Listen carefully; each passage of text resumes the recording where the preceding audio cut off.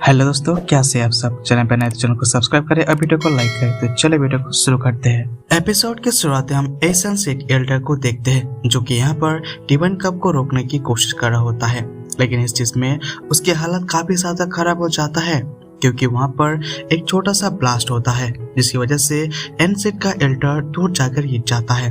बिना कोई मौका दिए चिंगसा अपने मल्टीपल शॉट फॉर्मेशन से एशियन सेट के एल्डर पर अटैक कर देता है।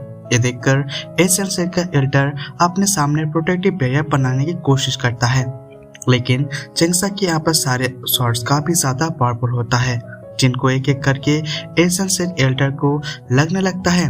इसी वजह से एशियन सेट एल्डर काफी ज्यादा इंजर्ड हो जाता है और वो दूर जाकर गिरता है। उसकी हालत और भी ज्यादा खराब हो जाता है क्योंकि तभी चिंगसा और एशियन सेट को एल्डर के काफी ज्यादा करीब आ जाता है। इसलिए एशियन सेट का एल्डर दोबारा उठकर खड़ा हो जाता है और अपने टेजर एक्टिवेट कर लेता है ताकि वो चिंगसा को किसी भी हालत में मार सके। लेकिन एनसेट का एल्डर अपने इरादों में कामयाब नहीं होता क्योंकि चिंगसा के एक ही झटके में उसका अटैक तो डिस्ट्रॉय हो जाता है। इसके बाद चिंगसा एक स्लैश अटैक भी कर दिया था एशियन सेट के एल्डर पर, और जिसके ऊपर वो दूर जाकर गिरता है और वो ज्यादा इंजर्ड हो जाता है। ये देखकर एशियन सेट एल्डर समझ जाता है कि वो चिंगसा से नहीं हरा सकता, इसलिए वो अपनी जान के भीख चिंगसा से मांगने लगता है। तभी चिंगसा धीरे धीरे एशियन सेट के एल्डर पर और भी करीब आ जाते हैं। ये देखकर एन सेक्टर के एल्डर ज्यादा देर जाता है और वो बोलता है, चिंगसा मुझे मत मारो, इसके बदले में मेरे पास जितने भी ट्रेजर है और इनहेरिटेंस है सब कुछ मैं तुम्हें दे दूंगा। लेकिन इस बार चिंगसा अपना मुंह दूसरी तरफ घुमा लेता है और डेमन किंग से कहता है, इस आदमी की जिम्मेदारी मैं तुम्हारे ऊपर छोड़ देता हूँ, तुम इसके साथ जो चाहे कर सकते हो। ये सुनकर डेमन किंग वहाँ पर आ जाता है और वो जोर जोर से हंसने लगता है। ये देखकर एनसेक का एल्डर और ज्यादा घबरा जाता है क्योंकि उसे समझने में ज्यादा देर नहीं लगता। डेमन किंग बस कुछ ही पलों में उसका मारने वाला होता है। फिर उसके बाद डेमन किंग से पूछता है, आखिर तुम कौन हो? पर डेमन किंग कुछ नहीं बोलता, बस अपने वेपन उठाकर सीधा एशियन सेट के एल्डर पर अटैक कर देता है और उसके साथ वहाँ पे उसका मौत हो जाता है। इसके बाद डेमन किंग बोलता है, टाइम वेस्ट किया। एशियन सेट का एल्डर की बॉडी के अंदर जितने भी ज्यादा टीचर होते हैं वो सब कुछ एब्सॉर्ब कर लेता है। साथ ही डेमन किंग एशियन सेट के एल्डर की स्पेस रिंग को उठाकर चिंगसा को दे देता है। ये देखकर चिंगसा काफी ज्यादा खुश हो जाता है। फिर वो चिंगसा से किंग्स का हाथ पकड़ने के लिए बोलता है, किंग्स तुम्हें यहाँ पर जितने भी लोगों हैं और परेशान करने की कोशिश की थी, मैं उन सबको मार दिया है। अभी तुम्हारी किसी भी चीज की चिंता करने की कोई भी जरूरत नहीं है। ये बात डेमन किंग भी सुन रहा होता है और उसे भी यहाँ पे काफी ज्यादा अच्छा लगता है क्योंकि फाइनली चिंगसा और निक्स के दूसरे और करीब आ गए थे। तभी किंग्स बहुत ही जोर जोर से रोने लगता है। फिर बिना कोई टाइम वेस्ट किए ही चिंगसा के गले लगता है और वो देखकर डेमन किंग भी इमोशनल हो जाता है और वो रोज आने की कोशिश करने लगता है। तभी चिंगसा उसे बोलता है, निक्स तुम्हारे एशियन वर्ल्ड अब भी खतरे में है, ये मेरी गलती है, मुझे तुम्हारे प्रोटेक्ट करना चाहिए था, लेकिन अब तुमको कोई चिंता करने की जरूरत नहीं है, मैं तुम्हें कभी अकेला नहीं छोड़ूंगा। अगर किसी ने तुम पर अटैक करने की कोशिश की तो मैं उसे जान से मार दूंगा। ये बोलने के बाद दोनों एक दूसरे की किस करने ही वाले होते हैं और दूसरे डेमन किंग यहाँ सब देख रहा होता है। ये देखकर वो काफी ज्यादा खुश हो जाता है। तभी वहाँ पर जियागू और जियाजी आ जाता है। वो दोनों भी चिंगसा की किसी इतना खुश देखकर खुद भी ज्यादा खुश हो जाते हैं। फिर जियागू डेमन किंग से पूछता है, आखिर तुम किस बात पर इतना ज्यादा हंस रहे हो?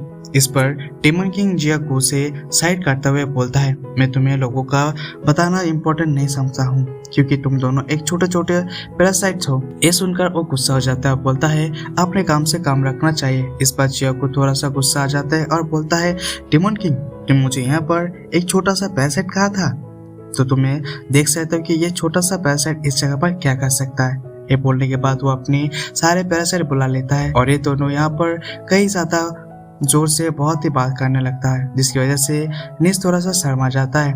इसीलिए वो चिंगसा से दूर चला जाता है और इस चीज की वजह से चिंगसा को काफी ज्यादा गुस्सा आ जाता है क्योंकि वो निस को किस करने वाला होता था, लेकिन तभी सब अपनी टांगे खींच लेती है। इसी वजह से चिंगसा गुस्सा होकर यहाँ से निकलने लगता है। साथ ही वो डेमन किंग को स्पेस रिंग के अंदर जाने के लिए बोल देता है। इसलिए डेमन स्पेस रिंग के अंदर चला जाता है और इसके बाद निस और चिंगसा काफी तेजी के साथ आगे बढ़ने लगता है। निस भी खुश होती है क्योंकि चिंगसा इतने दिनों के बाद फाइनल उसका साथ है। तभी चिंगसा बोलता है, निस क्या तुम इसे कभी भी जियाको को देखा है?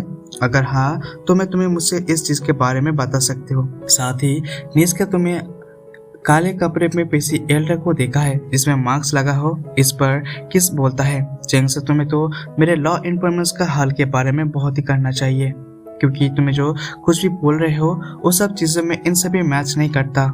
इस बात को सुनकर चिंगसा भी काफी ज्यादा शॉक हो जाता है और बोलता है, क्या तुम उन लोगों की उपस्थिति के बारे में कुछ पता है? इस पर नीस बोलता है, उन लोगों की उपस्थिति काफी रहस्यमय है। एशियन वर्ल्ड में आने से पहले ही इन्हें हमारे टीम से शामिल हो गया था, इसीलिए इसके बारे में मुझे यहाँ पर ज्यादा पता नहीं है, लेकिन मैं तुम्हें बस इतना बता सकता हूँ कि ये पियामिया पैलेस के लॉर्ड ने उन लोगों के अपने साथ रख लिया था।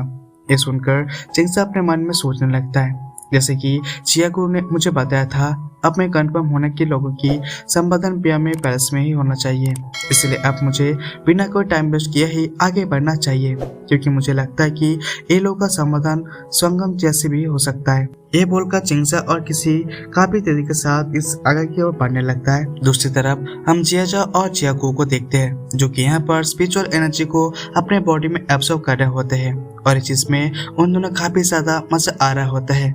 उसके बाद दोनों सारे स्पिरिचुअल एनर्जी एब्सॉर्ब करने के बाद चिंगसा और पीछे करने चला जाता है। साथ ही चिंगसा भी काफी तेजी के साथ आगे बढ़ रहा होता है। फिर वो एक जगह पर रुक जाता है क्योंकि इस जगह पर काफी ज्यादा हाई अमाउंट में स्पिरिचुअल एनर्जी होता है, इसीलिए चिंगसा पे नीचे उठकर वहाँ पे आ जाता है। फिर वो ये जगह देखकर बोलता है, ये जगह सच में काफी ज्यादा खास है, इसलिए वहाँ पे बिना कोई टाइम वेस्ट किए यहाँ पर कल्टिवेशन करना शुरू कर देता है, क्योंकि मुझे लगता है कि ये एम्प्रेस बैंक के इनहेरिटेंस हो सकता है, जिसके बारे में ब्लैक पेट ने भी इनका कहा था। ये बोलकर चिंगसा स्पिरिचुअल एनर्जी को महसूस करने लगता है, लेकिन तभी जियाको चिंगसा के सामने आ जाता है और बोलता है, मास्टर हमने एक बहुत ही रेयर ट्रेजर अब महसूस किया है। ये सुनकर चिंगसा भी जियाको के पीछे में जाने लगता है। फिर ये लोग कुछ देर तक ट्रेवल करने के बाद एक जगह पर आ जाता है और इस जगह पर देखकर केजन बोलता है, सुबह से वक्त में इस जगह पर कोई भी मेडिसिन नहीं होता, इसलिए मुझे तो नहीं लगता कि इस जगह पर कोई खास ट्रेजर मिलेगा, बस हम लोगों ने अपना टाइम यहाँ पर वेस्ट किया है। इस पर चिंगसा बोलता है, हम लोगों को पहले इस जगह पर अच्छे से स्कैन करने लेना होगा, इसके बाद ही हमें पता चलेगा कि यहाँ पर ट्रेजर है या पर नहीं। तभी जियाको अपने आकर बोलता है कि हम लोगों को ट्रेजर मिल गया है।